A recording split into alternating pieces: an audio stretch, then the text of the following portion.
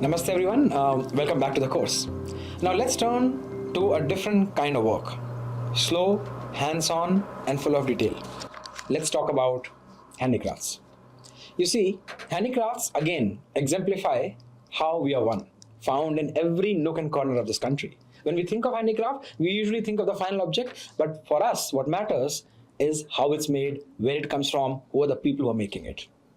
In India, they are rooted in local skills, local materials. Each piece, whether it's a woven sari, a metal sculpture, or a toy, it has been shaped by generations of craftsmen. In weaving villages, pottery clusters, metalwork towns, you will often find that people making things today are from families who've been doing it for generations. This is the Jnana Parampara in action. And note that a large part of our handicraft culture and our artwork has a very deeply embedded Lokika Prayojana within them. Also, no formal training. A way of learning that happens at home. No formal training. Learning happening at home, in the workshop, almost every day with family members, community members. And so in this section, we'll see the everydayness through this. Let's start with weaving. Weaving is a good place to begin. India is a land of weaving.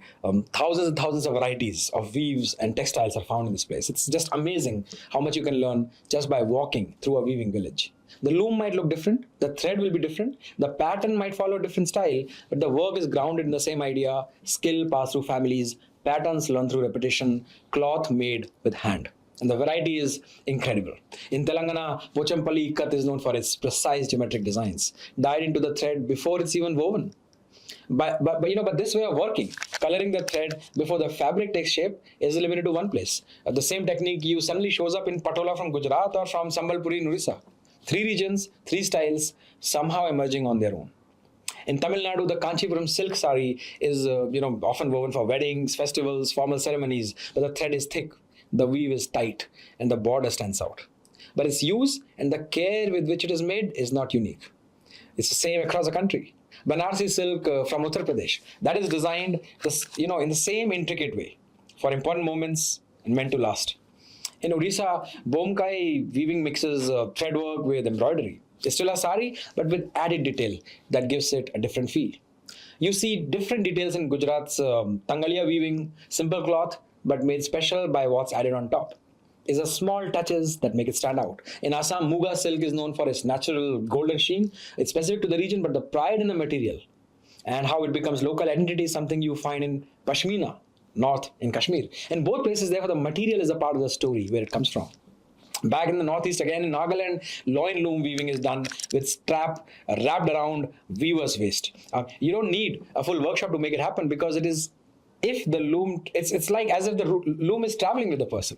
That approach, weaving tied to the body, made for family or clan use, is something you will also find in other nearby states like Mizoram, Manipur. But across all these, from silk saris to portable looms, there are clear differences in style, but the similarities are hard to ignore.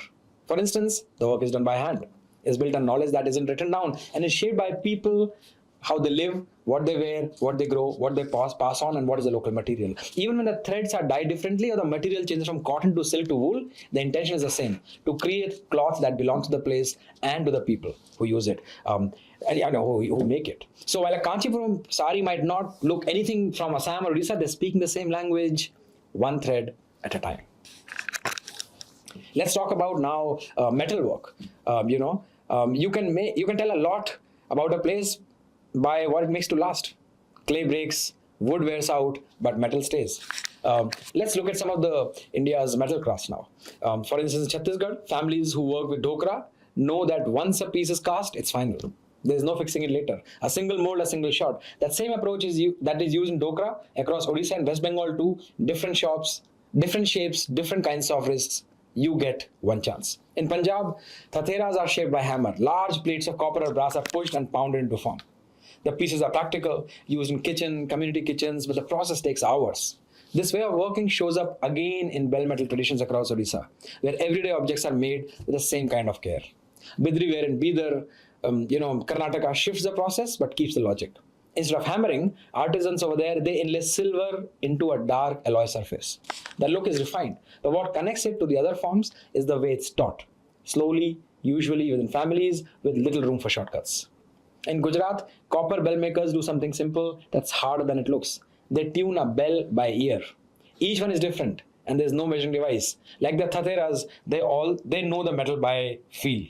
Like the Dogra makers, once it's done, it's done. None of these crafts are designed for show. They're made to be used. That is the Lokik Prayojana. And because they're still part of daily or seasonal life, they haven't disappeared. People still buy the pots, they still hang the bells, they still commission bidri wares as gifts. Let's move to toys now. Remember the toy that didn't need instruction?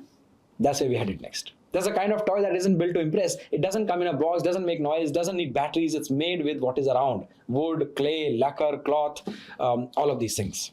In Karnataka, the wooden Channapatna toys, they're shaped on lathe and are coated with natural colors. In Andhra, their counterpart, the Kondapalli, is carved and painted by hand. Different states, different regions, different materials, but the result is that the figures will fit into a child's hand. They're often made probably by someone they know or a community they know. Lacquer toys, lac, often said as lac, they're from let's say Eastern UP, Banaras and other regions, they follow a similar path. Their shine, it comes from the finish, not from the plastic. They're turned, dipped and polished using tools that haven't changed much in decades.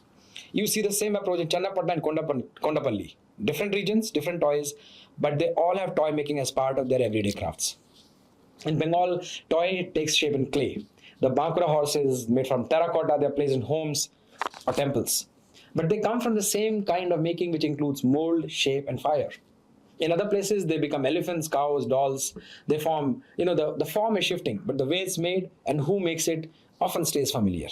And this familiarity is the beauty around in here. In Maharashtra, puppets are built for performances, not shells. For instance, the Pingli style. It uses flat figures made from painted leather or wood. They're part of storytelling, but they start as toys, cut, strung, and painted by hand. The same can be said for string puppets from Rajasthan or cow dung toys from Odisha. Different styles, but made to do the same thing: tell a story, carry a scene, hold attention without needing translation.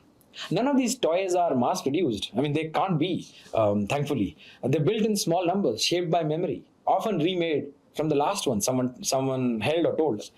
That's why they don't need instructions. A child knows how to hold it, how to move it, how to play, because someone around them did the same. And remember, a culture that knows how to make and build toys is a culture that emphasizes on children as important part of their lives. There's something about this culture we need to cherish. What do these crafts remind us? Is that Gyan Parampara comes from family, community, and not books or texts. Sometimes not only books or texts. Sometimes it's the hand that moves without thinking. It's the ear that knows when the bell is right. The eyes that have seen hundreds of patterns and draw the next one without pause. That kind of knowledge doesn't ask to be protected, but simply to be performed in action. Both Gyan Parampara and Lokik Prayojana come to light. Thank you.